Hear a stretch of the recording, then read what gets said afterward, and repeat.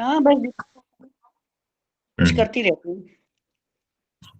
आइए ईश्वर स्मरण करते हैं और इसमें आज स्वस्ति वाचन का मंत्र लेते हैं। लेंगे आज। मंत्र संख्या जो है वो वो हमारा गुटखा 10। निकालने में। 10 रहेगा। अच्छा। 9 मंत्र रहेगा। पिछली बार संख्या 8 थी, इस बार 9 है। इसको बारीकी से पढ़ते हैं। ओम येभ्यो माता मधुमत् पिन्वते पयः पीयूषं द्यौरदितिरद्रिवर्हाः उगुत्थ सुषमान् वृषभरान्त स्वप्न संस्था आदित्या अनुमदा स्वस्तये। ओम येभ्यो माता मधुमत् पिन्वते पयः पीयूषं द्यौरदितिरद्रिवर्हाः उगत्थ सुषमान् वृषभरान्त स्वप्न संस्था आदित्या अनुमदा स्वस्तये। इस तरह हमने ईश्वर का स्मरण किया। अब हमारे कुछ मित्र लोग आ रहे हैं, प्रतीक्षा में हैं, उनको भी स्मरण करते हैं। आइए, तो आज हमने जिस मंत्र का पाठ किया, इसका देखते हैं शब्दार्थ। मंत्र जहाँ कठिन होता है मुझे थोड़ा भाष्य का सहारा लेना होता है, लेकिन आज मंत्र थोड़ा कठिन भी था, इसलिए कहीं कहीं भाष्य का भी मुझे सहारा लेना पड़ा।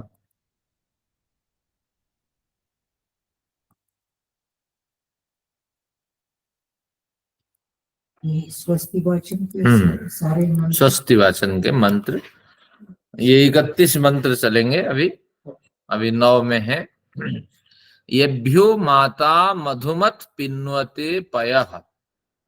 तो ये क्या कहना चाहते हैं? येभ्यः, जिन देव पुरुषों के लिए, क्योंकि देव पुरुषों के लिए हमें कल्याण चाहिए। हमारे देव यानी विद्वान, ज्ञानी, गुणी और समाज सेवी, निस्वार्थ कर्मी, ऐसे लोग अगर स्वस्ति के साथ जीवन जिएंगे तो इनसे समाज में परिवर्तन होगा।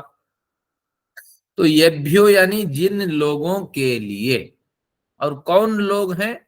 पूरे प्रकरण को पढ़ने से यही स्पष्ट होगा कि देव पुरुषों के लिए, जिन देव पुरुषों के लिए संसार में सर्वत्र खुशहाल है, तो इसलिए उन्हीं की बातें यहाँ कही जा रही है। उनको भी आप स्वस्ति प्रदान करें। ओम का जब हमने उच्चारण किया है परम पिता, इस तरह ईश्वर का स्मरण किया। तो येभ्य, जिन देव पुरुषों के लिए। अब आगे रही बात अदिति और माता, क्योंकि मंत्र कठिन था, मैंने फिर भाष्य आदि से इसकी संगति बैठाई। जिसने लिखने वाला मनमानी में लिखा था, तो क्या अर्थ बना देखिए कि अदिति माता, जिन देव पुरुषों के लिए। अदिति, अदिति का मतलब 2 अवखंडन धातु है। अदिति का मतलब जिसका खंडन नहीं किया जा सकता। तो ऐसी जो स्त्री शक्ति, वो अदिति है। तो अदिति अखंडनीय शक्ति स्वरूपा माता पृथ्वी। तो जब किसी को हम बड़ा चढ़ा के किसी का सम्मान करते हैं, थोड़ा सम्मान से शब्दावली का प्रयोग करते हैं, तो ये निश्चित रूप से पृथ्वी को संबोधित करके इसका कथन हुआ है। पृथ्वी को अदिति शब्द से संबोधित किया है। पृथ्वी तो नाशमयी है, लेकिन नाशमती होने पर भी पृथ्वी को अदिति कह करके उन्होंने सम्मान दिया ऋषि ने। तो क्या कहा कि येभ्यः, जिन देव पुरुषों के लिए। अदिति माता अखंडनीय शक्ति स्वरूप पृथ्वी माता मधुमत पयः पिन्वते। मधुमत धनमत, धनमत से धनवान धनवंतो बनता है, तो मधुमत से मधुमान मधुमंतो मधुमंत बनेगा।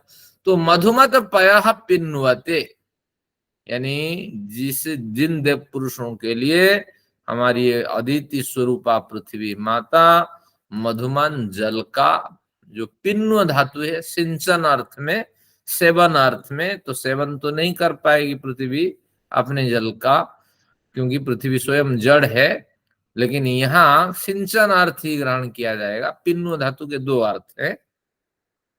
तो जिन देव पुरुषों के लिए अखंडनीय शक्ति स्वरूपा पृथ्वी माता मधुमान जल का सिंचन करती है, तो इस तरह इसका अर्थ बना, येभ्यो माता अदिति मधुमद पयः पिन्वते, यही तक अर्थ आया। आगे क्या कहते हैं, पीयूषम द्यौ अद्रिवर्हा, ये 3 शब्द अभी बचा है।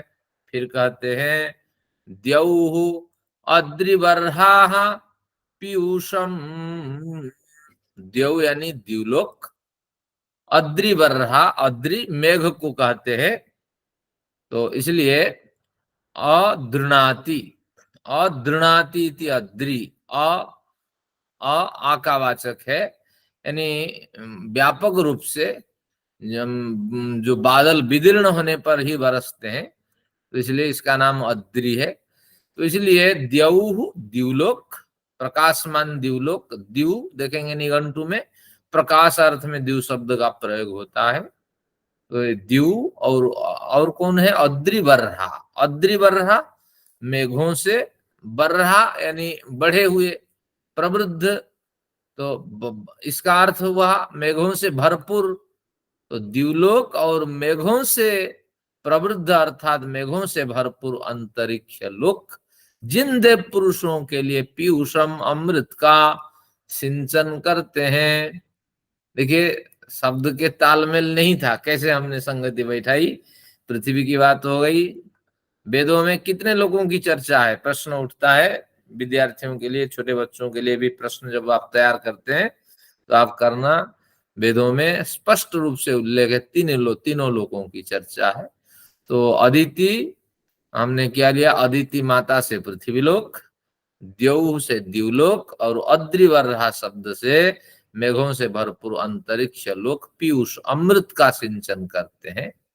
पृथ्वी जिन देव पुरुषों के लिए मधुमान जल का सिंचन करती है, और द्युलोक और अद्रिवर्हा जो अंतरिक्ष लोक है वो अमृत का सिंचन करते हैं। ये दोनों अमृत का सिंचन करते हैं, अर्थात द्युलोक अपने प्रकाश से तथा अंतरिक्ष वृष्टि से सभी देव पुरुषों का सिंचन करते हैं। तभी तो अरबों साल से ये देव पुरुष जीवित हैं, और उनकी उपस्थिति से उस समय की जो पीढ़ी है, उस समय का जो समाज है, वो परिवर्तन को प्राप्त करता रहता है।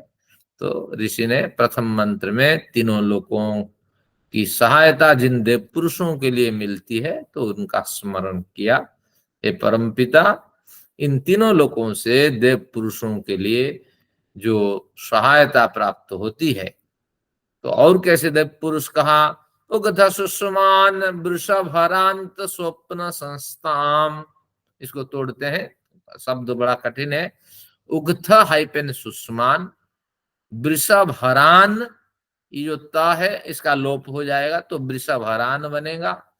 स्वप्नसाह, ता को तान, आदित्यां को आदित्यान, ये संधि के कारण होता है। फिर एक बार देखिए, उक्त सुषमान वृषभरान स्वप्नसाह तान आदित्यान, इस तरह जब टूटेगा तो क्या बनेगा अर्थ, उगथ सुषमान, उगथ और संस्य ये दो शब्द वेदों में प्रयोग होता है। तो उगथ का मतलब स्तोत्र है, और स्तोत्र केवल ही स्तुतियों का समाहार है। तो इसलिए जो सूक्त आदि पाठ करते हैं या जिन मंत्रों के माध्यम से आप ईश्वर का स्मरण करते हैं तो उसको उक्त कहते हैं। तो वेद मंत्रों से स्तुति को, की गई स्तुति को हम उक्त कहते हैं।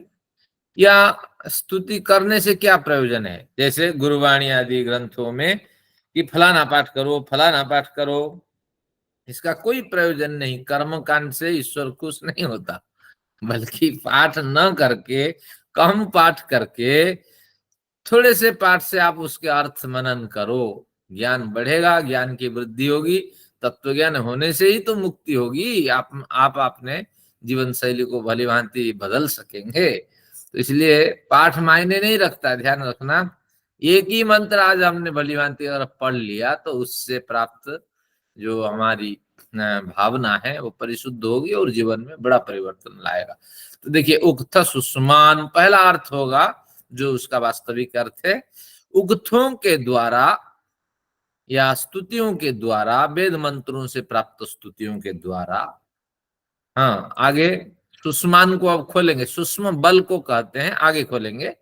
और दूसरा अर्थ होगा उक्त का, वेद मंत्रों से प्राप्त ज्ञान के द्वारा। तो इसलिए निश्चित रूप से स्तुति इसलिए की जाती है, ज्ञान प्राप्त हो जाए। ईश्वर के बारे में जो कहा गया, तत्व ज्ञान में क्या है? प्रकृति, पुरुष और ईश्वर का ज्ञान हो जाए, वो तत्व ज्ञान है। लेकिन ज्ञान कैसे हो? प्रकृति किन किन परिस्थितियों से गुजरती है, ईश्वर और जीव किन किन परिस्थितियों में गुजरते हैं, कैसे प्रकृति में परिणाम भी है और नित्यता भी है, ये सब कुछ जो ज्ञान है ये होना चाहिए। कैसे जीव और ईश्वर कुटस्थ है, इनमें कोई परिवर्तन नहीं होता है। तो ये जो दिव्य ज्ञान है, तो इन्हीं की चर्चा निश्चित रूप से तत्व ज्ञान है। तो उक्त सुषमान का अभिप्राय है वेद मंत्रों से स्तुति या वेद मंत्रों के ज्ञान रूपी बल वाले। सूक्ष्म शब्द का अर्थ बल वाले। तो कौन ये बल वाले? ये सारे देव पुरुषों के विशेषण हैं। जो देव पुरुष वेद मंत्रों की स्तुति या वेद मंत्रों के ज्ञान रूपी बल वाले हैं। वृषभहरान द्वितीय व्यक्ति बहुवचन, जो संस्कृत जानने वाले हैं उनको आगे स्पष्ट होगा, अभी तो एक वचन का अर्थ लेते हैं। तो वेद मंत्रों से स्तुति या वेद मंत्रों के ज्ञान रूपी बल वाले वृषभहरान। वृष, वृष्टि के अर्थ में वृषभ शब्द क्यों चलता है? कि जो कामनाओं की वो वृष्टि करता है। गाय की कामना होती है कि मुझे संतान चाहिए, तो संतान की वृष्टि करता है, इसलिए उसका नाम वृषभ है। तो इसलिए इंद्र का नाम भी वृषभ है, क्योंकि निश्चित रूप से इंद्र परमपिता हमारी समस्त कामनाओं की वो वृष्टि करते हैं और पात्रता के अनुसार वो हमें प्रदान करते हैं। तो कामनाएं अगर उत्तम है तो अवश्य वो पूर्ति करते हैं। तो वृषभहरान, अब वृष वृष्टि का भी वाचक है, तो अब इनको जोड़ते हैं। वृषभहरान शब्द को बाद में खोलेंगे। तो वृष उत्तम उत्तम कामनाओं को, कामनाओं की वृष्टि से जो भरपूर है, उत्तम उत्तम कामनाओं की वृष्टि से जो भरपूर है। जो विद्वान लोग होते हैं, ज्ञानी लोग होते हैं, देव पुरुष होते हैं, उनकी कामना ही उत्तम उत्तम कामना होती है। उनकी ये वेलपुड़ी खाना और क्या खाना, जंक फूड खाना, ये कामनाएं नहीं होती है। तो इसलिए उत्तम उत्तम कामनाओं की वृष्टि से वे भरपूर होते हैं। तो वृषभहरान। स्वप्न संस्थान, जिसे स्वप्न कहते हैं, वो स्वप्न अर्थ में नहीं है, स्वप धातु से नहीं बना है, बल्कि उसको भी पद पाठकारों ने तोड़ा है। स्वप्न का मतलब जैसे हाइपेन लगा है, ऐसा ही अर्थ प्राचीनों ने माना है। सुअप्न सह, स्वप्न सह। तो इसलिए स्वप्न सह ये भी द्वितीय व्यक्ति बहुवचन का वाचक है। आगे खोलेंगे रहस्य, जो संस्कृत जानने वाले उनको थोड़ा अटपटा लग रहा होगा। स्वप्न सह, सुअप्न सह। अपना शब्द का अर्थ है कर्म।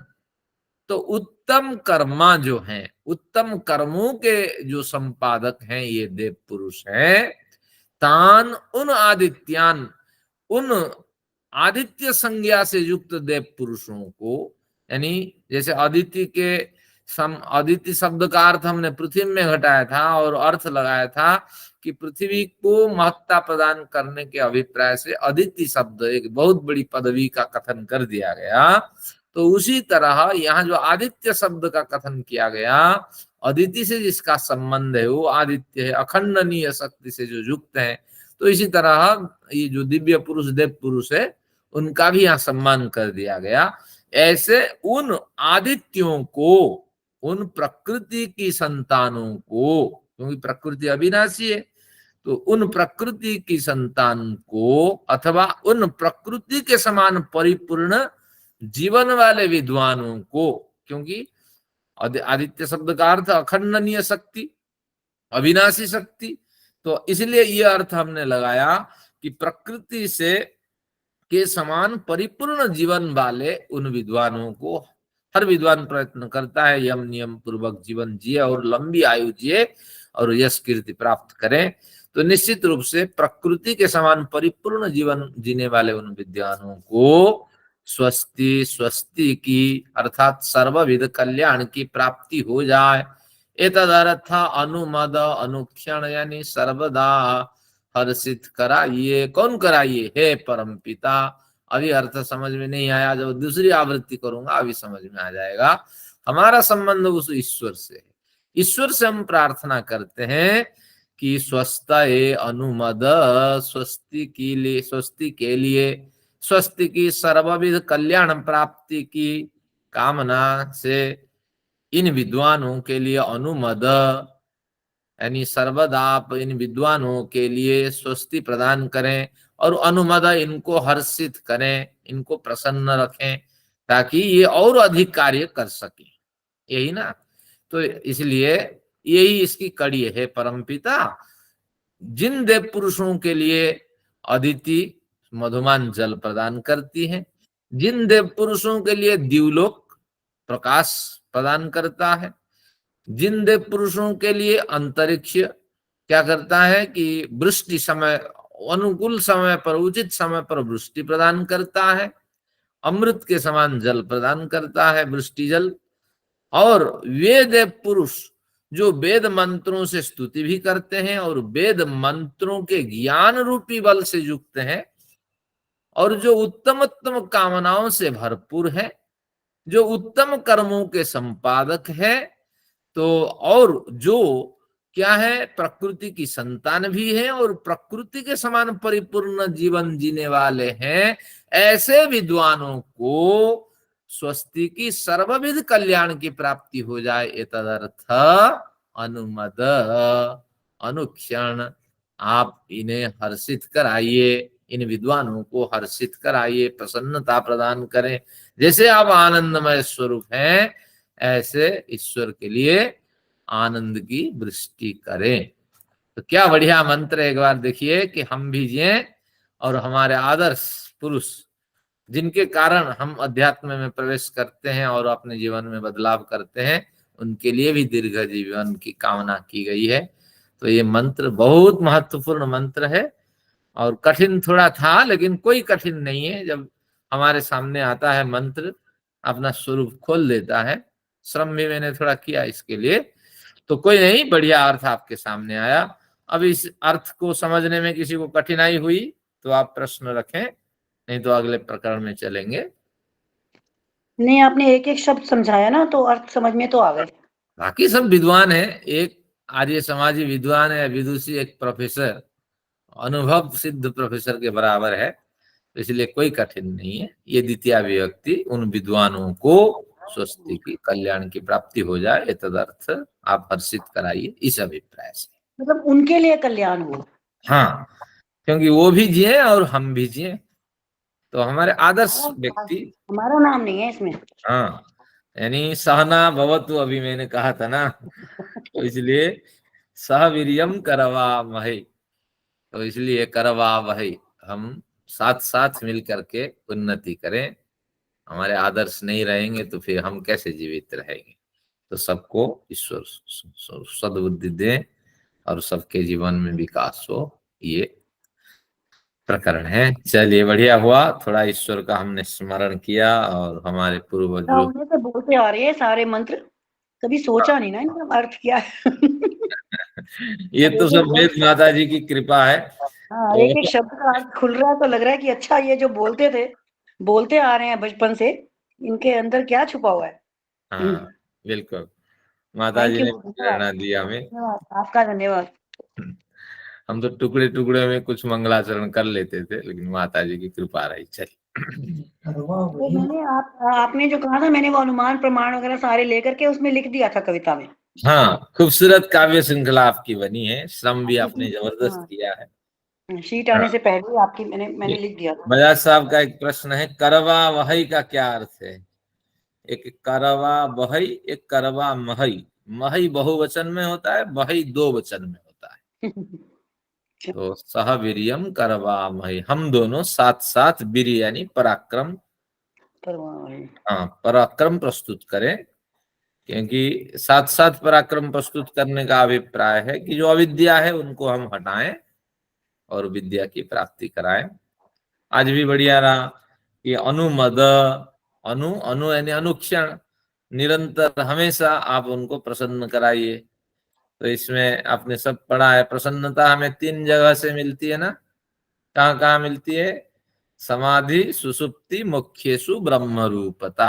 समाधि की स्थिति में, सुसुप्ति की स्थिति में और मुख्य की स्थिति में हमें ब्रह्म रूपता की प्राप्ति होती है। तो इसमें सुसुप्ति में भी हमें प्रसन्नता मिलती है। प्रसन्नता से अभिप्राय है कि 2 चीजें जहां न हो वहां प्रसन्नता है। तो 2 क्या है कि सुख प्राप्ति, दुख निवृत्ति और सुख की प्राप्ति।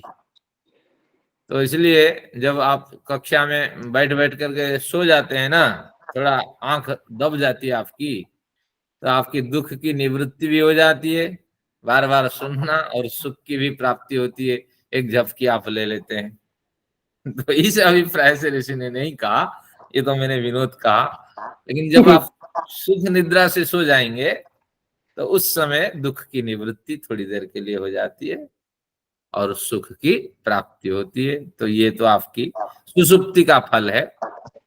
और ये प्रकृति जन्य जो आनंद है वो आपको मिल जाता है सुसुप्ति में।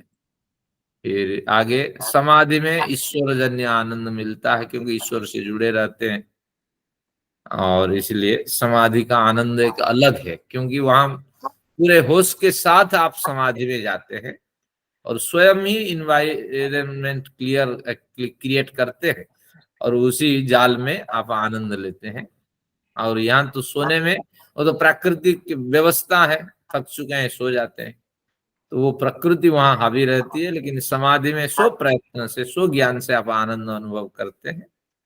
और मुक्ति में तो बस ईश्वर प्रदत्त का आनंद होता है, वो स्वतः आनंद होता है। तो थोड़ी थोड़ी झलक यहाँ से शुरू होती है, जब बढ़िया निद्रा हो जाए और जब बढ़िया समाधि लग जाए और जब हाँ आपकी जीवन शैली बढ़िया हो, दूसरों के जीवन में परिवर्तन कर ले। तो इस तरह कुछ है।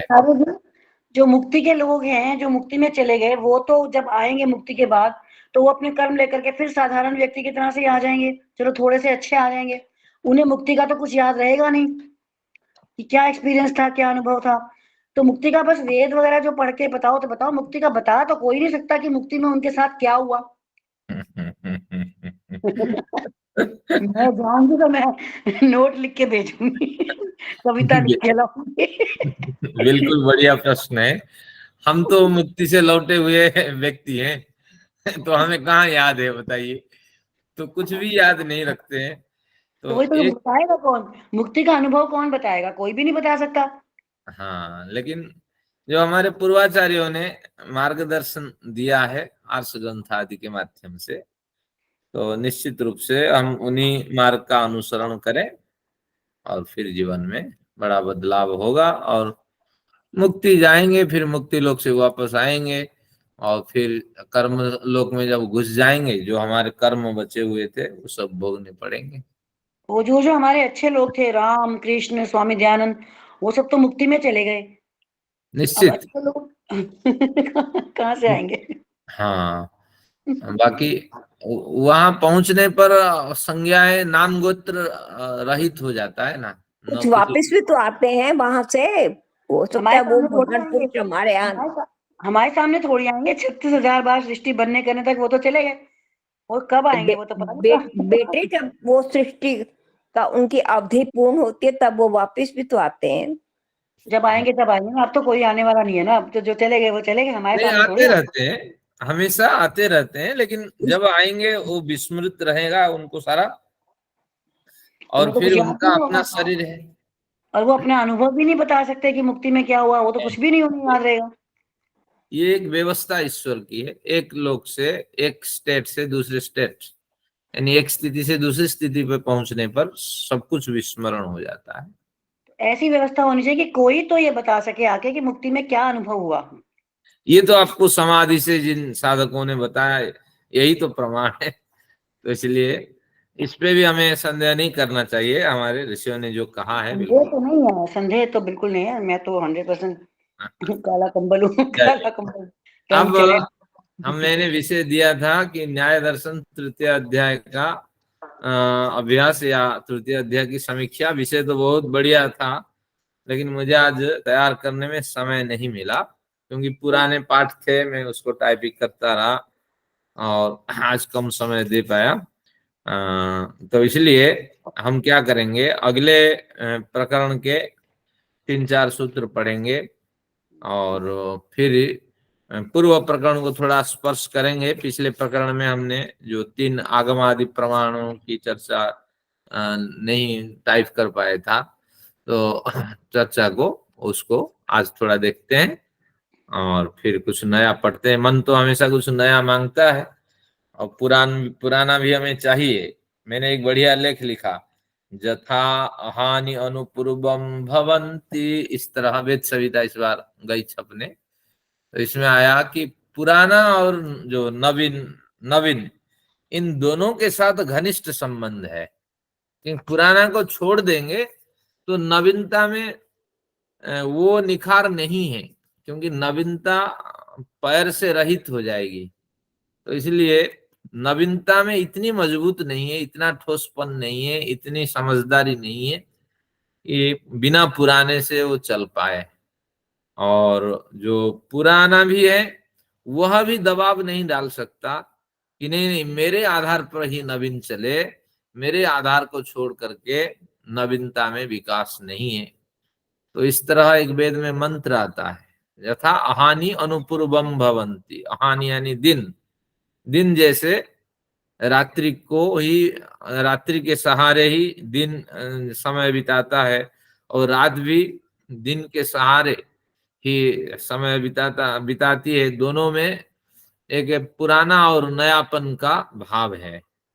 यथा ऋतवः ऋतुभिर्यान्ति पूर्वम, जैसे ऋतुएं निश्चित रूप से अन्य ऋतुओं को, ऋतुओं की प्रतीक्षा करती हैं। यथा न पूर्वम अपरम जहाति, जैसे पूर्व हिस्से को छोड़ करके उत्तरवर्ती हिस्सा अपना अस्तित्व सिद्ध नहीं कर सकता, क्योंकि पूर्व उत्तर मिलने से ही तो संधि बनती है, एक स्वरूप उभरता है। तो निश्चित रूप से ऋषि कहते हैं ऐसे नवीन और प्राचीन दोनों के बीच में एक समन्वय बैठाइए, और मैं प्राचीनों के प्रति नमन निवेदित करूं और नवीनों के प्रति भी नमन निवेदित करूं। तो इसी के संदर्भ में एक बढ़िया लेख है, उसमें कहा नमो महद्भ्यो नमो अर्भकेभ्यः, यानी बड़े व्यक्तियों को मैं नमस्कार करता हूँ, छोटे व्यक्तियों को भी नमस्कार करता हूँ, जो अभी गर्भ से पैदा हुआ है उनको भी नमस्कार करता हूँ। क्यों? क्योंकि दोनों ने हमें खुशियां दी है, प्राचीनों ने भी खुशियां दी है और छोटे ने भी खुशियां दी है, छोटों ने भी खुशियां दी है। तो इसलिए दोनों ही नमन के योग्य है, ये वेद की उदात्त भावना है। तो इस बार संपादकीय जब आएगा पढ़ लेना, तो मुझे विषय अच्छा लगा।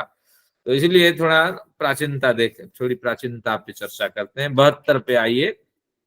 न अकृताभ्यागम प्रसंगात, न आपकी बात 72 नंबर सूत्र है, 449, 72 नंबर सूत्र 449 पृष्ठ है, और तृतीय अध्याय के अंतिम सूत्र है ये।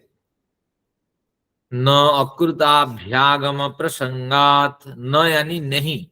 काव्य श्रृंखला में सारी आ चुकी है, थोड़ा आपका अभ्यास भी हो जाएगा और आज की जो कमी है उसकी पूर्ति हो जाएगी, लेकिन नवीनता कुछ तो मिलेगी, ऐसी बात नहीं है।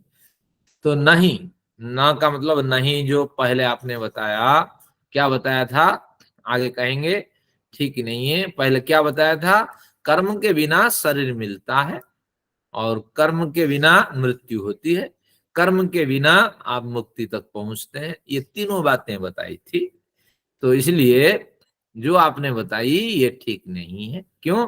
कर्म के बिना शरीर मिलता है ऐसा मानने पर कृत हानि और अकृत अभ्यागम दोष की प्राप्ति होगी।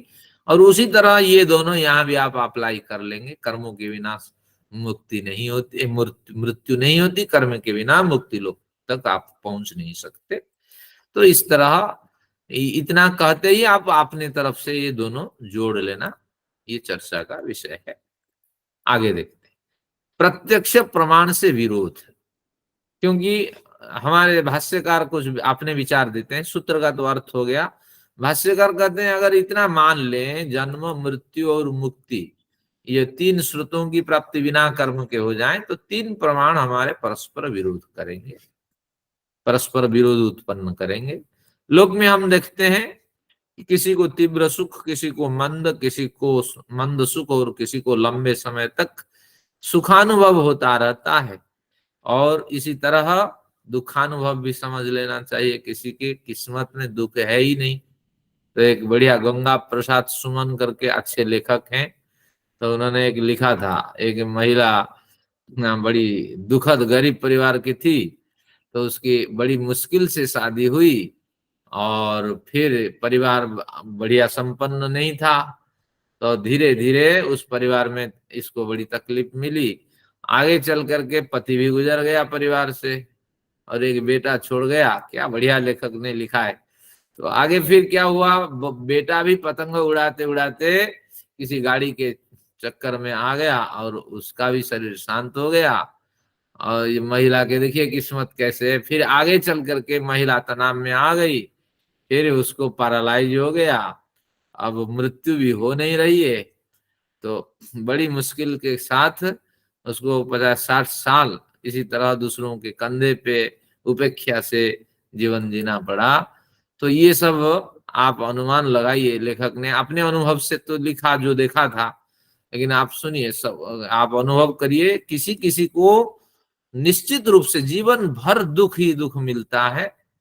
तो निश्चित रूप से यहाँ क्या हमारा अनुमान है कि बिना कारण के ये सब मिलना असंभव है।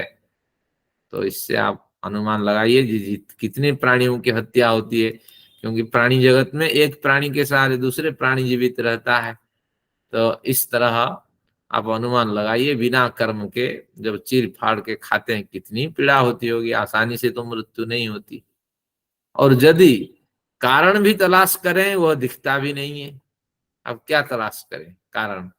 अतः अदृष्ट पूर्वकृत कर्म ही यहाँ कारण है, हमें ऐसे मानना चाहिए। अदृष्ट शब्द का अर्थ यहाँ खोल दिया भाष्यकार ने। अदृष्ट यानी कर्म तो है, लेकिन वो पूर्वकृत अदृष्ट कर्म है, वो दिखता नहीं है, लेकिन फल तो जबरदस्त देता है। तो ये प्रत्यक्ष प्रमाण करता है कि फल अगर मिलता है लोक में तो किए गए कारण से ही और कार्य की प्राप्ति होती है। जैसे लोक में हम प्रत्यक्षता देखते हैं, तो इसी तरह यहाँ भले ही ना देखा जाए, लेकिन उसका नाम ही रखिए अदृष्ट, क्या हानि। तो अदृष्ट कर्म है और वो दिखता नहीं है, लेकिन वो पूर्वकृत है और जिसके कारण से हम दुख भोगते हैं। तो इस तरह जितना भी कर्म हमें मिलता है वो पूर्वकृत के 2 स्रोत होंगे, 3 स्रोत होंगे, 10 स्रोत भी हो सकते हैं। कुछ तो हम लेके आते हैं, कुछ यहाँ रहते हुए भी क्रिएट करते जाते हैं, और कुछ जो काम किया उसके फल भी कई बार तत्काल मिल जाते हैं, कई बार 10 साल के बाद मिलते हैं, कई बार 5 साल के बाद मिलते हैं, कई बार आखिरी दम तक मिलता है। तो इस तरह पूर्वकृत कर्म ही इसमें कारण है, प्रत्यक्ष प्रमाण से हमने पढ़ा। अब देखते हैं अनुमान प्रमाण से कैसे हम सिद्ध करते हैं कि निश्चित रूप से हमारे पूर्वकृत कर्म ही शरीर प्राप्ति के कारण है। लोक में प्रत्येक व्यक्ति मकान, भोजन, वस्त्रों से सुख दुखों को जानकर उन्हें प्राप्त करने और छोड़ने का भरसक प्रयत्न करता है। अच्छाई गृहीत हो जाए और बुराई छोड़ दिया जाए, तो इसके लिए वो प्रयत्न करता है। मेहनती को सुख मिलता है और आलसी को दुख मिलता है। हाँ, तो इस तरह ये लोक में भी दिखता है। इसे भली भांति समझकर सुख प्राप्ति और दुख निवृत्ति के लिए प्रयत्न करता रहता है, क्योंकि सुख अधिक मिल जाए लोक में हम देखते हैं। क्योंकि अनुमान की क्या परिभाषा है, तत्पूर्वकम अनुमानम। पहले प्रत्यक्ष प्रमाण को देखो, फिर कारण की तलाश करो अनुमान से। तो प्रत्यक्ष प्रमाण से हम देखते हैं भोजन वस्त्र मकान आदि जैसे हमें सुख देते हैं तो उसकी प्राप्ति के लिए मेहनत करता है। तो इसे भली भांति समझकर सुख प्राप्ति और दुख निवृत्ति के लिए हम प्रयत्न करते हैं, परंतु बिना कर्म के फल प्राप्ति होनी असंभव जानकर अनुमान लगाता है व्यक्ति कि उसके पूर्वकृत अदृष्ट कर्म ही उसके सुख दुखों के कारण है। पैदा होते ही 5 साल गया नहीं और बाप ने सिग्नेटरी बना दिया, बस 10 लाख का 10 करोड़ के चेक पे बस आप साइन कर लो, हाँ बेटा बस कोई चिंता नहीं, हम आपको हाँ पढ़ा देंगे, आपके फलाने स्कूल में आपके एडमिशन करा देंगे, बढ़िया सुविधा मिलेगी। तो ये सब निश्चित रूप से अनुमान का कारण है कि पूर्वकृत अदृष्ट कर्म ही इसके पीछे कारण है। हमारे जितने विद्वान विदुषी लोग बैठे हुए हैं, आप अनुमान लगाइए आपके जीवन में अगर बड़ा बदलाव हुआ तो इसके पीछे क्या कारण है, ये पूर्वकृत अदृष्ट ही कारण है। और मैं भी वही अनुमान करता हूं। तो निश्चित रूप से उस ईश्वर का धन्यवाद जिन्होंने पाई पाई हिसाब करके हमें यथावसर प्रदान किया है। पूर्वकृत अदृष्ट कर्मों से जो कर्म फल देने के लिए पक गए हैं, पूर्वकृत अदृष्ट कर्मों में से जो कर्म फल देने के लिए पक गए हैं केवल वही फल दे रहे हैं। यहाँ एक बात मुझे ध्यान आई, एक बार बजाज साहब चर्चा कर रहे थे मेरे साथ, ये उन्होंने जापान में काफी वर्ष रहे, तो उनका विचार था, मैं कहा इतना क्यों दान करते हैं, तो बजाज साहब ने कहा जिन लोगों ने मुझे जापान आदि देशों में भेजा, मेरे तो पैसे अपने नहीं थे, तो उन लोगों के मैं ऋणी रहा, तो इसलिए मैं चुका रहा हूं अभी उनके ऋण। तो इस तरह एक अच्छी भावना है बजाज साहब की, लेकिन सिद्धांत के हिसाब से ये गलत है। क्यों? बजाज साहब नई कर्म श्रृंखला क्रिएट कर रहे हैं। क्या क्रिएट हुई भैया? जो काम आप करेंगे वो तो शुभ कर्म है या निष्काम कर्म है, उसका फल अलग मिलेगा, और जो आप भोग चुके हैं वो तो निश्चित रूप से आपके कर्माशय से जुड़ गया है, उसका फल अलग मिलेगा। तो इसलिए कर्म करने से पहले 10 बार सोच लीजिए, और ऐसी परिस्थितियां भी कई बार आती है तो उससे आपको निपटना पड़ता है, और जिसके कारण से आपके नए कर्माशय क्रिएट हो जाते हैं। तो ऐसा नहीं कि माइनस प्लस हो जाए और बस कर्म खत्म हो जाए, ऐसा नहीं। मैं उदाहरण भी कई बार दिया, ऑफिस में पहुंचना है तो एक नियत समय होता है, अगर नियत समय से 10 मिनट आप लेट आए तो निश्चित रूप से ये कर्माशय में जुड़ गया आपका, और आप 2 घंटे के बाद में गए सारा कार्य निपटा करके, वो भी एक कर्माशय में जुड़ गया, वो शुभ फल जुड़ा, ये अशुभ फल जुड़ा, और भोगने वाला कौन है? आप हैं। तो इसलिए ध्यान रखिए, नियत समय पे आइए और जाने के बाद देर में जाइए, नियत समय से पहले आइए, जाने में देर में जाइए। इससे क्या होगा? निष्काम कर्म आपका उत्पन्न होगा, और कर्तव्य कर्म आपका नया संस्कार नहीं बनाएगा, जिसके कारण आपको दुख मिले। तो इस तरह सारा हिसाब किताब करके आपको चलना होता है। चलिए, पूर्वकृत मैं हाँ अवश्य आप बोलो इंद्रा जी, आप बोलो पहले। नहीं, जैसे अब आपने बताया ना कि वो ज्यादा दान देते हैं जितनी उनकी इनकम है, तो क्या ज्यादा दान देना भी गलत है? मैं थोड़ी मन में ये एक विचार है। आपने शायद विषय को नहीं समझा। निष्काम कर्म तो बड़े कर दिए बजाज साहब। हाँ, मैं इसलिए कहता हूँ, बजाज साहब के आंकड़ा भी बता देता हूँ, 1 लाख कुछ रुपए मिलते हैं इनको पेंशन, और 9 तारीख तक ये भिखारी बन जाते हैं। तो समझिए इतना बड़ा प्रोफेसर कैसे जीवन जीते हैं। पूरा निष्काम कर्म है।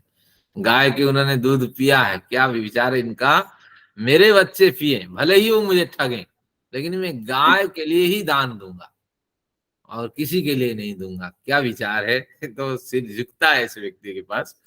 तो निश्चित रूप से इनके तो निष्काम कर्म बनते जा रहे हैं, लेकिन निष्काम कर्म के फल भी ये भोगेंगे, साथ में मुक्ति आदि लोक का आनंद इनको मिलेगा, साथ में जिनकी सहायता से उन्होंने अध्ययन आदि किया, अपना व्यक्तित्व बनाया, तो निश्चित रूप से उनके लिए भी एक कर्माशय बन गया, ऋणी कर्माशय। तो जब वापस आएंगे फिर उसको भी भोगेंगे, ये अभिप्राय। इनको कह दो हमें बताएंगे वहां क्या हुआ। चलिए, मैं क्षमा चाहता हूँ भाई साहब, लेकिन जो अच्छा ही है वो लोगों को प्रेरणा मिले, तो इसलिए मैंने बता दी है कैसा जीवन जीते हैं वैसा। चलिए। तो आचार्य जी एक बात बताइए, हमें जैसे मुझे तो खैर पैदा होने से परिवार ऐसा मिला कि जहाँ पैदा होते ही 2 साल पहले ही आर्य समाज की स्थापना मेरे पिताजी ने कर दी, और फिर संस्कृत के विद्वान टॉपर गोल्ड मेडलिस्ट थे सिस्टर, मुझे ऐसा परिवार, सारे लोग बहुत अच्छे मिले, क्या बहुत ही अच्छा पेरेंटल परिवार मिला। फिर दूसरी जगह आए तो उसका बिल्कुल ही ऑपोजिट हुआ, कोई संस्कार नहीं, कोई कुछ भी नहीं, बहुत ही ऑपोजिट हुआ। अच्छा, उसके बाद क्या हुआ कि जब हमने अपने पेरेंट्स के जो संस्कार पाए, तो मैंने और विनोद मेरा भाई है, उसने, हम दोनों ने आगे उसको बढ़ाया। सिस्टर भी रही आर्य समाज टैगोर गार्डन में, भाई भी सैनिक विहार का प्रधान, हम सब ने उसको आगे बढ़ाया, और भाई भी कई बुक्स लिख रहा है, और मैं भी जितना हो सकता है कर रही हूँ। तो हमने तो जो हमें मिला उसको हम आगे बढ़ा रहे हैं, उनसे तो काफी आगे, मदर से फादर से काफी हमने बढ़ाया। अब हमारे बच्चे जो हैं वो भी तो हमारे जैसे विद्वान जितने भी बैठे हैं यहाँ पे, उनके घर में पैदा हुए ना सभी, उनको तो वही संस्कार मिले, लेकिन वो तो फिर आगे, जैसे अब हस्बैंड ने तो लेने नहीं दिया संस्कार कुछ भी, तो उन्हें तो कुछ भी संस्कार नहीं मिले, और वो तो लेने कुछ भी नहीं, उन्होंने तो हमारी पढ़ाई नहीं, हमारा, मेरी कविताएं सब लोग सुन रहे हैं, वो थोड़ी सुन रहे हैं कोई। हाँ, तो ये इनमें से इसी प्रवृत्ति प्रकरण में हमने चर्चा की थी कि जो जो आत्माएं दुख लेना या सुख लेनी होती है जिनको, तो आपस में आकर के वो पहुंच जाते हैं, मिल जाते हैं, परिवार, बेटा और पोता पोती ये सब बन करके तैयार हो जाते हैं, वो आपस में लड़ते झगड़ते और या प्रसन्नता प्राप्त करते। तो इस तरह जीवन व्यतीत होता है। तो कुछ बच्चों के जो संस्कार माँ बाप के संस्कार के साथ कुछ मैच हुआ, तो बच्चों में भी कुछ अच्छाई होगी, और कुछ जो बाप के कारण या और ये अन्य। जो वैदिक संस्कार है नहीं ले पाए ना, मतलब जो भी हाँ, है कुछ भी तो वैदिक उनका प्रभाव ज्यादा संस्कार, रहा। हमारी जनरेशन की यही प्रॉब्लम है, सभी अपने बच्चों की यही बात करते हैं कि हमारे आगे बच्चे तो नहीं कर पा रहे ना, नहीं, हमने प्रयत्न नहीं किया बच्चों के लिए या ऐसी। नहीं, बस वो तो स्कूल कॉलेज ही ऐसी एजुकेशन स्कूल से हो गई, हमने तो लिए संस्कार, उन्होंने नहीं लिए, अब क्या वही क्या जो तीन भी हुआ। तीन सिद्धांत लागू होंगे, मैंने जो पहले कहा था कि एक तो प्रारब्ध है, और एक तात्कालिक परिस्थिति है, और एक क्रियमाण है। परिस्थितियां अब ऐसी है, तो बड़े बड़े भी विद्वान गलत परिस्थिति के कारण गलत इंटरप्रिटेशन करके चले गए। तो इसलिए वो एक परिस्थिति का भी एक बड़ा दबाव होता है। हमारे क्या लिखते हैं जयदेव जैसे बड़े विद्वान, उनका ग्रंथ देखिए, गीत कहते हैं, गोविंदम। हाँ, राधा कृष्ण की प्रेम कहानी अगर सुनोगे तो तुम्हें मुक्ति हो जाएगी। कैसे राधा ने कृष्ण के साथ प्रेम किया। गोपी गीत। अब इसको अगर सुने, प्रेम की एक बढ़िया है सेक्स स्टोरी, और कोई सुने, वो कैसे मुक्ति होगा बताइए। लेकिन है, परिस्थिति उस समय थी, उस तरह का चिंतन लोग करते थे, निश्चित रूप से वो दिशा भ्रष्ट हुए। इस तरह उनको ग्रहण कर लेना। लेकिन बच्चों में आएगा, परिवर्तन आएगा, जैसे वो मुड़ेंगे, है आपका संस्कार। चलिए। परंतु हम ये नहीं सोचते, अगर हम सोचे तो राधा शरीर और कृष्ण आत्मा। हाँ, नहीं, ये गलत है ना, राधा तो कुछ है ही नहीं, इसको राधा तो है ही कोई कैरेक्टर ही नहीं है महाभारत में। क्यों लिपाई पुताई करे। मुझे हम तो तो सबसे ज्यादा गुस्सा इस बात पर आता है कि अब मंदिरों में राधे राधे श्याम मिला दे, मैं तो राधा से ही प्रार्थना कर रही हूँ, अब शाम को तो भूल ही जाओ, राधा ही मिलाएगी शाम से। भाई एक कृष्ण स्वामी प्रेमानंद जी है, इसमें फेसबुक में आ रहे हैं बार बार, वो कहते हैं बस राधा राधा बोलते जाओ, जीवन पार हो जाएगा, राधा राधा बोलते जाओ। बोलेंगे जो सत्य है उसी को मंदिरों की, बोलेंगे ना। हाँ तो मंदिरों की कथा में क्या होता है सबका, आपने कथा सुन ली, आपके सारे पाप झड़ गए, सब पाप ही नष्ट हो गया, अच्छा तो ठीक है फिर दोबारा पाप कर लो, हर बार कथा में आ जाओ पाप करके, फिर कथा में से पाप नष्ट करा जाओ। हाँ, तो असत्य का बहुत कभी साथ नहीं देना है, बहुत भली आसान भांति तरीका पढ़ है, लिख लेना। ऐसे समाज कैसे चलेगा, ऐसे तो समाज नहीं चलेगा। आप पाप कर करके समाज मंदिर में आ जाओ, आपके एक कथा सुनने से, आपके माथा टेकने से, एक कथा सुनने से आपके पाप सारे खत्म हो गए, अब फिर पाप कर लो, फिर मंदिर में आ जाओ, ऐसे तो समाज कैसे चले, समाज में सारा ये तो करते रहो पाप, फिर कितनी गलत है ना समाज, सोसाइटी को चलने के लिए भी ये तो नई सिद्धांत चल सकता। चलिए तो आगे कौन बढ़ते हैं इस विषय किसको को। समझाया जाएगा? वो तो समझ नहीं सकते वो लोग, उनको समझाना बड़ा मुश्किल है। मैंने तो बहुत प्रयत्न किए। हाँ, ये राधा कृष्ण के लिए इतना ही आप रखें, किस ग्रंथ में इनका उल्लेख है कृपया बताएं। जब हमारा इतिहास ही कुछ नहीं बताता है तो हम कैसे माने? बस इतने से वो लोग चुप हो जाएंगे। किसी ने बहका दिया, चैतन्य ने फैला दिया, हम क्या करें, उसमें कैसे कूद जाएं? तो बात ये है और कुछ कोई नहीं। बात नहीं, राधा कोई नहीं है, अनुराधा एग्जिस्ट करती है, उससे बात कर लो। चलिए, पूर्वकृत कर्मों में से जो कर्म फल देने के लिए पक गए हैं, केवल वही फल दे रहे हैं, यहाँ अनुमान चल रहा है। क्योंकि बहुत सारे कर्म किए हैं तो और इससे भी अधिक हमें दंड मिलना चाहिए, लेकिन यहाँ अनुमान ये होता है, हम अनुमान लगाते बहुत से कर्म हैं जो कर्म पक गए हैं वही फल दे रहे हैं, परंतु जो अभी पके नहीं हैं वे अभी फल, हाँ पके हैं वो फल दे पा रहे हैं। और कब कब पकते हैं? पके नहीं है वो अभी फल नहीं दे पा रहे हैं। कब कब पकते हैं? प्रजाति को देखकर, जिसे जाति कहते हैं, प्रजाति को देखकर समय और प्रकृष्ट पात्रता के आकलन पर ईश्वरीय व्यवस्थानुसार प्रत्येक कर्म फल देगा, यह सिद्धांत अनुमान प्रमाण से पुष्ट होता है। तो इसलिए प्रजाति, समय और प्रकृष्ट पात्रता, ये तीनों को परीक्षा कर ईश्वरीय व्यवस्था के आधार पे कर्मों का फल हमें मिलता है। फिर अगला कर्म जब पकेगा तब उसका फल मिलेगा। हम जितना ढो पाए, बर्दाश्त कर पाए, उतना ही मिलता है। मैंने उदाहरण दिया ना, सुबह घूम रहा था, एक चिड़िया, एक जानवर तो निकला था, कोई होगा गिलहरी फिलहरी, अपने घोंसले से तो निकला था और आया बाज, उसको पंजे में उठाया, लेके फाड़ दिया, बस कर्म उसका पक गया और चीखते हुए उसकी जान जा रही थी। तो ये सब इसी तरह व्यवस्था है, जो पक जाता है वो फल तत्काल मिलता है। इसलिए जानबूझ के किसी की हत्या ना करें, धोखे से हो जाए, निरंतर ईश्वर से प्रार्थना करें कि इसके लिए मुझे और बुद्धि दें और उत्साह दें ताकि मैं इनसे बचूं। आगम प्रमाण से विरोध क्या है? देखिए, वेदादि सत्य शास्त्रों में ऋषियों के उपदेश हैं। क्या उपदेश है? अच्छा कर्म करो, उत्तम उत्तम फल प्राप्त करो। उत्तम कर्म संपादन के लिए वर्ण व्यवस्था भी बताई गई, आश्रम व्यवस्था भी बताई गई। वर्ण व्यवस्था से धन कमाओ, आश्रम व्यवस्था से जीवन को मर्यादित करके जियो। ये बिंदु बड़े महत्वपूर्ण है, ध्यान रखना। पहले आपकी योग्यता के हिसाब से आप एक काम चुनो जो आपको पैसे कमा के दे, उसी का नाम वर्ण है। जो आप वर्ण करते हैं आपकी आजीविका के लिए, जैसे मैंने वर्ण किया, तो इस तरह आप अपना अपनी आजीविका बनाओ और धन कमाओ। आजीविका में किसी को ज्यादा धन मिल सकता है, किसी को कम धन मिल सकता है। मैं अगर अपने मंदिर में बैठता तो जबरदस्त मैं करता, हाँ अपना लीज लेता, जितना इलाका है जितना समय मिलता उसमें और टेंट लगाता और विद्वान रखता और सामान बटोरता। हाँ, तो इस तरह की व्यवस्था, हाँ, मेरा चुनाव होता, वो वर्ण व्यवस्था मेरे व्यवसायी वर्ण व्यवस्था होती। तो इसलिए वर्ण व्यवस्था से धन कमाओ और जो कमाया गया धन है आश्रम व्यवस्था से उसको मर्यादित करके जियो। छोटा धन है तो उस हिसाब से छोटी व्यवस्था बना के जियो। बड़ा धन है लेकिन आश्रम व्यवस्था से आप जीवन जियो तो श्रृंखलित जीवन अवश्य इसमें बनेगा। तो शास्त्रों में विधि और निषेध का बहुत्र उल्लेख हुआ है। ये भाष्यकार के सारे विचार हैं, ताकि मनुष्य अपने जीवन निर्वाह के लिए क्या करे और क्या न करे इसे जान सके। तो इसलिए उन शास्त्रों का अध्ययन करो। किन शास्त्रों के? मनु, अत्रि, विष्णु, हारित और वेद, उपनिषद, ये सब है। तो उत्तम कर्म से सुचरित वाला बनो और गलत कर्माचरण से दुश्चरित वाला व्यक्ति बनो।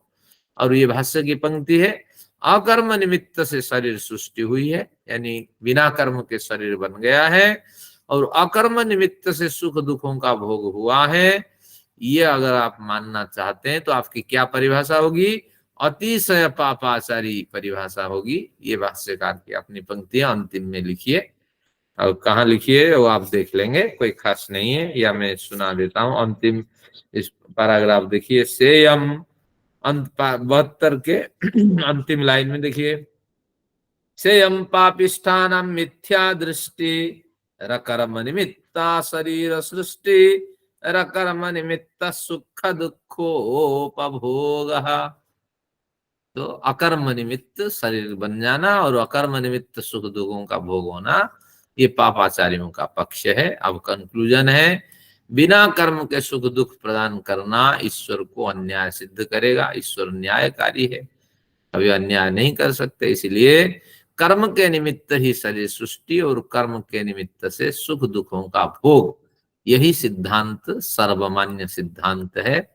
इसलिए न्यायकारी ईश्वर की शासन व्यवस्था में सुचरित का आचरण करे और आनंद प्राप्त करते रहें। जितनी संभव हो सके समाज का कल्याण करें, ये तो एक पक्ष है। लेकिन साथ में और 3 काम करने हैं। क्या करने वजह साहब? जीवन जीने के लिए 3 काम, ज्ञान कर्म उपासना चाहिए ना।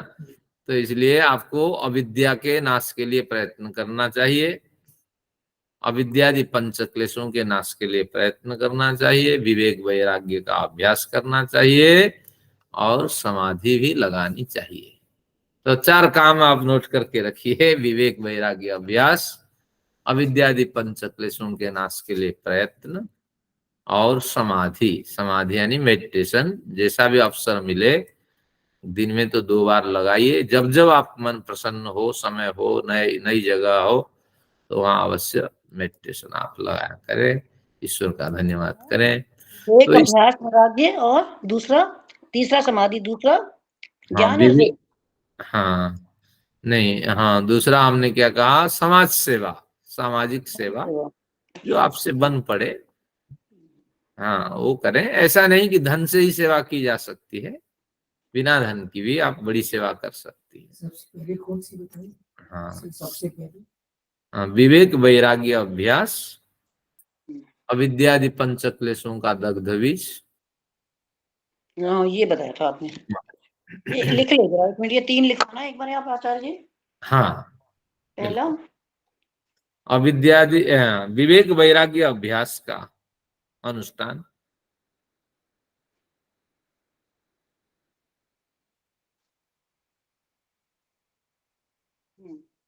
और दूसरा अविद्यादि अविद्या, पंच क्लेशों का दग्ध बीज, समाधि और सामाजिक कार्य। पंच क्लेशों का दग्ध बीज करना। समाधि और सामाजिक कार्य।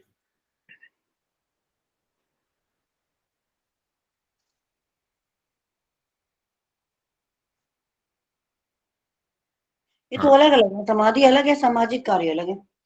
हाँ क्योंकि सामाजिक कार्य से भी आपको प्रसन्नता उत्साह मिलता रहेगा। ये सब अगले जन्म को सुधारने के उपाय हैं। आइए आगे देखते हैं। अब चतुर्थ अध्याय में हमारा प्रवेश है। कम से टाइम कम तो हो गया। अब आप हाँ, आगे बढ़ोगे तो मुझे कविता क्या लिखूंगी? आज मैटर तो है ही कोई नहीं। नहीं, हम सीट के साथ पढ़ेंगे, लेकिन आज तो कुछ प्रवेश हो जाए शास्त्रों में ये। तो कविता नहीं लिखी ना आज की तो कुछ फिर। चलिए, तो फिर आज की कक्षा यहीं विराम देते हैं। फिर अगले अवसर पे हम पढ़ेंगे। तो कक्षा में जो अगली कक्षा होगी उसके एक संकेत में उसका कर देता हूँ। क्या संकेत है? कि उसमें प्रवृत्ति की चर्चा होगी, दोष की चर्चा होगी। हमने पढ़ा था ना कि 5 तरह के सोपान होते हैं, कि जन्म, कर्म, प्रवृत्ति, दोष, मिथ्या ज्ञानानाम। यानी जीवन में परिवर्तन कैसे होगा? कि पहले मिथ्या ज्ञान जो है, जो गलत आचरण हम आज तक करते आ रहे हैं, गलत जीवन शैली, उसका विनाश हो जाना चाहिए। जब विनाश हो जाएगा तो मिथ्या ज्ञान, जन्म, कर्म, प्रवृत्ति। अब आगे क्या है? मिथ्या ज्ञानानाम, जन्म से फिर क्या होगा? कि प्रवृत्ति, जन्म, मिथ्या ज्ञान से दोष की निवृत्ति होगी। दोष यानी राग द्वेष की निवृत्ति होगी। क्रम मुझे भूल रहा है। मिथ्या ज्ञान से राग द्वेष की निवृत्ति होगी, क्योंकि राग द्वेष ही आगे कर्माशय को बढ़ाते हैं, और राग द्वेष हमारा साथ अंतिम समय तक छोड़ते नहीं है। साधु बन जाने पर भी, वैरागी हो जाने पर भी राग द्वेष रहता है, लेकिन वैरागी का जो राग द्वेष होता है वो आत्म कल्याण के लिए वो करता है कि बच्चे ऐसे गलत आचरण नहीं करना, अच्छा आचरण करना। वो राग भी करता है, जो अच्छा आचरण करता है उनको भी प्यार करता है, और जो गलत आचरण करता है उनको वो द्वेष की भावना से भी देखता है, तो उनसे दूरी बनाता है, उपेक्षा की भावना बनाता है। इसी तरह अंतिम समय तक राग द्वेष साथ नहीं छूटता, लेकिन जब ज्ञान हो जाता है तो राग द्वेष से बचाव कर लेता है। तो इस तरह हमारी मिथ्या ज्ञान की निवृत्ति से राग द्वेष की निवृत्ति हो जाएगी, क्योंकि कारण ही नहीं रहा मिथ्या ज्ञान का, तत्व ज्ञान हुआ। तत्व ज्ञान से दोष की निवृत्ति यानी राग द्वेष की निवृत्ति। अब राग द्वेष की निवृत्ति हो जाने से प्रवृत्ति की निवृत्ति हो जाती है। ये प्रवृत्ति जो प्रकरण अभी आने वाला है, तो ये प्रवृत्ति से क्या अभिप्राय है? प्रवृत्तिर वाक बुद्धि शरीरारंभ, इस तरह हमने प्रथम प्रकरण में पढ़ा था। 17वां सूत्र है संभवतः, हाँ मेरे पुस्तक में लिखा है। तो 17वां सूत्र है प्रथम अध्याय के। उसमें कहता है प्रवृत्ति का मतलब है प्रवृत्ति वाक, वाणी से जो कर्म करते हैं। बुद्धि शब्द से ज्ञान धारण करने वाला जो साधन होता है मन, तो इस तरह बुद्धि शब्द से मन का ग्रहण होगा। तो बुद्धि, वाणी, मन और शरीर, इनके माध्यम से जो जो कर्म किए जाते हैं, तो ये कर्म कहीं कहीं हमें क्या करते हैं, सकाम कर्म में डालते हैं, और सकाम कर्म हो जाए तो कर्माशय बन गया। तो इसलिए शुभ और सकाम कर्म हो जाए तो कर्माशय बना, निष्काम कर्म हो जाए तो ये एक अलग कर्माशय बना, जो मुक्ति आदि सुखों की प्राप्ति के लिए वो आपको इधर खींचेंगे। तो इस तरह ये प्रवृत्ति का प्रकरण है। तो प्रवृत्ति के निवृत्ति से फिर दुख जन्म प्रवृत्ति, फिर जन्म की निवृत्ति हो जाती है। दुख जन्म प्रवृत्ति दोष मिथ्या ज्ञान 5 है। तो अब जन्म का क्या कोई प्रयोजन ही नहीं रहा, आपका सारा निष्काम कर्म हो रहा है। अब जब जन्म ही नहीं होगा तो फिर कौन आपको तड़पाएगा, कौन आपको सर्दी गर्मी के दुख देने वाला सिद्ध होगा। तो इस तरह आपका इस शरीर धारण करने का अब अवसर नहीं मिलेगा, फिर मुक्ति होगी या ईश्वर के सानिध्य में एक दिव्य शरीर की प्राप्ति के लिए फिर आपका एक लंबे समय तक निवास होगा। तो इस तरह स्थिति में धीरे धीरे आप प्रवेश करेंगे, लेकिन लंबे समय तक निवास भी बेहोशी की स्थिति में आनंद कहाँ मिला? जब ईश्वर का सानिध्य मिलेगा तभी जाके आनंद मिलेगा। तो यही प्रकरण अभी आने वाला है, लेकिन बड़ी आरोचक प्रकरण इसमें आएगा, तो उसका आनंद। 4 बन रहे, 5वां कौन सा रह गया मेरा, जरा बताइए। मिथ्या ज्ञान है, और मिथ्या ज्ञान की शुरू से निवृत्ति आई है, होगी। शुरू से मिथ्या दुख ज्ञान पीछे जन्म से चल रहा है। प्रवृत्ति, पहले से पीछे से चल रहे हैं ना, बैक से। हाँ चलिए ऐसा भी करिए। मिथ्या तो ज्ञान से मिथ्या ज्ञान की मिथ्या ज्ञान निवृत्ति से होगी। दोष की निवृत्ति, दोष की, द्वेष राग की दोष की निवृत्ति। हाँ। इनकी निवृत्ति से प्रवृत्ति निष्काम कर्म बन जाएगी। विविध कर्म सकाम कर्म को करने हाँ। वाले मन, उसके बाद वाणी, शरीर। हाँ, तो 3 हो गए। अब हाँ। जन्म है क्या 4 उसके से बीच में? फिर जन्म की निवृत्ति, जन्म जन्म के बाद जन्म की निवृत्ति, और जन्म की निवृत्ति से दुखों की निवृत्ति। दुखों की निवृत्ति। हाँ, क्योंकि जब तक जन्म है तब तो दुख है। जब आपका जन्म नहीं होगा तो आप बेहोशी की स्थिति में होंगे या आप मुक्ति लोक में पहुंच चुके होंगे। मतलब लेकिन इधर पहला जो है वो दुख निवृत्ति बनेगा। हाँ, लास्ट में मिथ्या ज्ञान लिया है ना मैंने। हाँ यही है इसका अभिप्राय। चलिए आज इसी तरह आप खुशी रहिए, क्योंकि कुछ नया अध्ययन नहीं कर पाए, लेकिन कुछ प्रेरणा मिली, उत्साह मिला, और हमारा कर्म में थोड़ा बदलाव हम करें, जीवन को थोड़ा और बेहतरीन ढंग से जिए।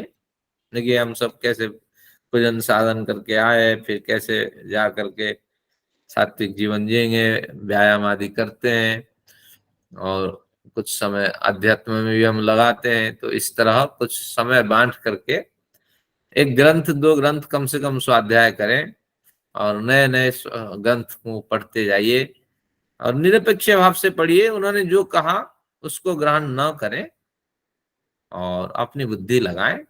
क्या अभी आपने ये कहा था कि जैसे मैं अपना कह रही हूँ कि मैं वेद पढ़ती हूँ, वेद पढ़